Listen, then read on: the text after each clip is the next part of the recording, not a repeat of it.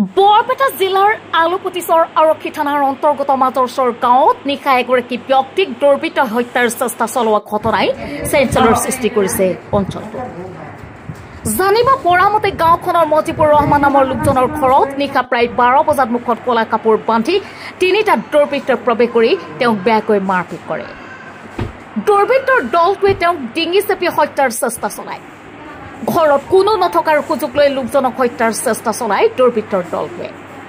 পিছত তেওঁ চিঞৰ বাখৰ কৰাত দুৰ্বৃত্তৰ দলটোৱে পলায়ন কৰে। ইতিমধ্যে ভুক্তভোগী লোকজনে ঘটনাৰ সন্দৰ্ভত আলুপতি চৰ আৰক্ষী থানাত এখন এজাহাৰ দাখিল কৰিছে। শীঘ্ৰেই দোষীক কৰায়ত্ব কৰিবলৈ আৰক্ষীক দাবী জনাইছে স্থানীয় লোকে।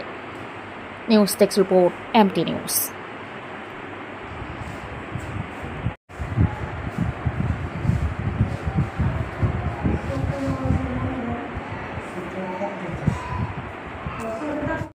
তেখেতৰ নিজৰ ঘৰখনত অকলে থাকে, পাৰিবাৰিক কণ্ডলৰ কাৰণে মাজতে তেখেতৰ ৱাইফজনৰ মাকৰ ঘৰত থাকে। তেনেকুৱা অৱস্থাত তাতে কাৰেণ্ট নাই আমাৰ সেইখিনি জেগাত। তো আন্ধাৰৰ সুযোগ লৈ ৰাতি তেওঁ কোৱা মতে তিনিজন দুৰ্বৃত্তই মুখত কলা কাপোৰ বান্ধি আহি তেখেতক মাৰপিট কৰিছে। আৰু এই মাৰপিটটো কৰাৰ কাৰণে তেখেতক গুৰুতৰভাৱে অসুস্থ হৈ আছে বৰ্তমান। আৰু তেখেতক আমি আৰক্ষীৰ হতুৱাই আলুপতি ক্ষুদ্ৰ প্ৰাথমিক চিকিৎসালয়ত লৈ আহিছোঁ। এতিয়া আমি কৰজোৰে গাঁওবাসীৰ হৈ মই নিজেও অনুৰোধ জনাওঁ যাতে এই দোষীক বিচাৰি উচিত শাস্তি দিয়াৰ ব্যৱস্থা কৰে। তো আলুপতি আৰক্ষী থানাৰ ভাৰপ্ৰাপ্ত বিষয়াক মই এইটোৱে কৰজোৰে দাবী জনাইছোঁ। আচলতে কিহেৰে আক্ৰমণ কৰা বুলি সন্দেহ হয় আৰু এইটো গলতে এটা দাগ, স্পষ্ট দাগ দেখা গৈছে। তেখেতক একচুৱেলি প্ৰাণে মাৰাৰ চেষ্টা কৰিছিলে।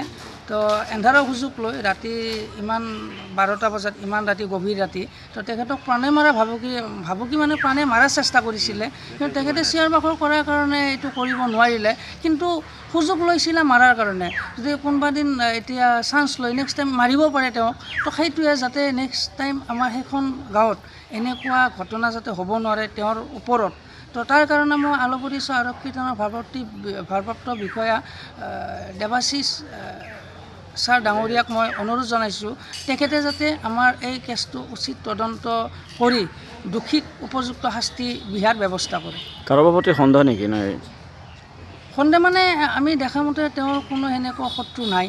কিন্তু এতিয়া কোনে কৰিছে, কি কাৰণত, কি ভাবি, এতিয়া সেইটো তদন্ত আওতালৈ আহিলে নিশ্চয় আমি দেখিবলৈ পাম দোষীজনক। থানাত অৱগত কৰিছে? থানাত অৱগত কৰিছে? হয়, থানাত আমি অৱগত কৰি থানাৰ আৰক্ষী জোৱানৰ হতুৱাই আমি চিকিৎসালয়ত লৈ আহিলোঁ।